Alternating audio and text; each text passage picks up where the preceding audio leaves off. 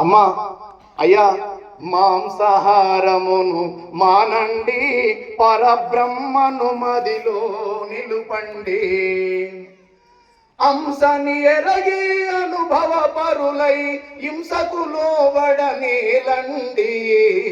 మాంసాహారమును మానండి, పరబ్రహ్మను మదిలో నిలుపండి.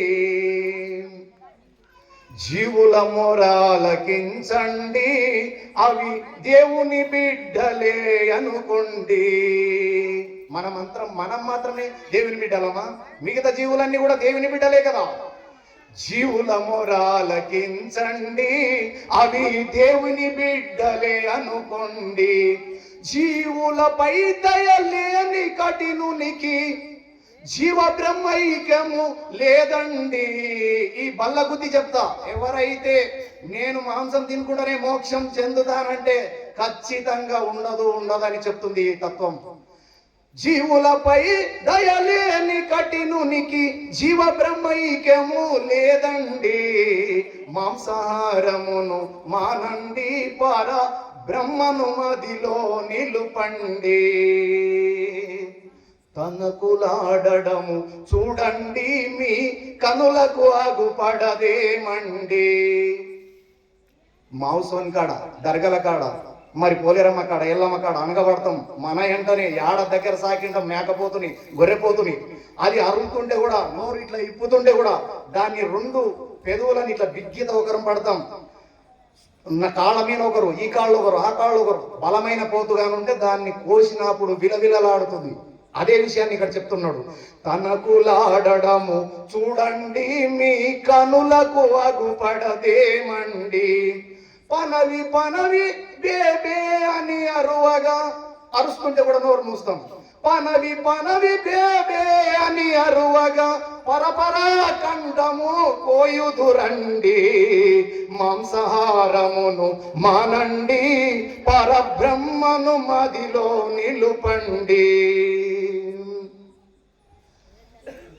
కాయగూరలే చాలండి, ధ్యేయము నిల్చుట కొరకండి. కాయగూరలే ఇంద్రియ రహితము కావున బాధలు లేవండి. కాయగూరలు మనం టమాటాలు కోస్తుంటే ఏమైనా రక్తం కారుతుందా? ఏమైనా తండ్లాడుతావా? లేదు కదా.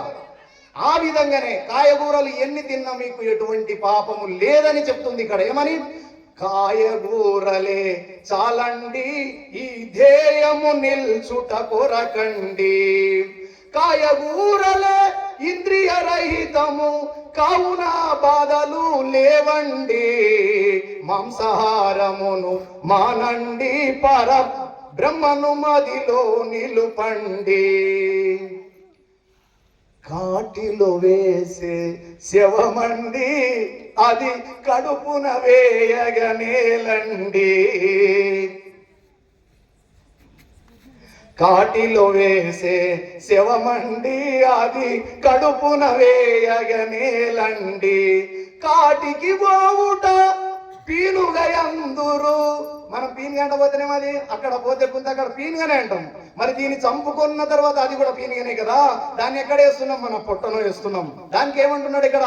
కాటిలో వేసే శవమండి, అది కడుపున వేయగనేలండి. కాటికి పోవుట పీనుగయందురు, వాటిని దినుట ఏలండి. మాంసాహారమును మానండి, పరబ్రహ్మను మదిలో నిలుపండి. కరుణే దేవుని గుణమండి, ఈ కరుణను ముందుగా నేర్వండి. ఎవరికైతే 84 లక్షల జీవరాశుల మీద కరుణ దయ ఉంటుందో వాళ్ళకు ఖచ్చితంగా మోక్షం ఉంటుంది. అందుకని ఇక్కడ చెప్తున్నాడు, కరుణే దేవుని గుణమండి, ఆ కరుణను ముందుగా నేర్వండి. ధరలో సచ్చిదానంద మహాత్ములు పరమ పదవి అనే పదవి చేరిరి. మాంసాహారమును మానండి, పర బ్రహ్మను మదిలో నిలుపండి. నిర్వికల్ప ఆశ్రమమండి సోమజ్యోతి పీఠమండి, నిర్వికల్ప ఆశ్రమమండి సోమజ్యోతి పీఠమండి. వాసిగ వెంకట దాసుని కృప, వాసిగ వెంకట దాసుని గురు కృప, ఈ భీమశంకరుడు వేడెను మీ చేతులొగ్గి మాంసాహారమును మానండి, పర బ్రహ్మను మదిలో నిలుపండి. మరి ఈ పాట లోపలనే మీకు ఉపన్యాసం కూడా ఇచ్చినట్లుంది. మరి ఈ చిన్ని అవకాశాన్ని నాకు ఇచ్చినందుకు అందరికి కూడా, గురువులకు, ఇక్కడ గురు భక్తులకు అందరూ కూడా నా నమస్సుమాంజలి. జై హింద్, జై భారత్.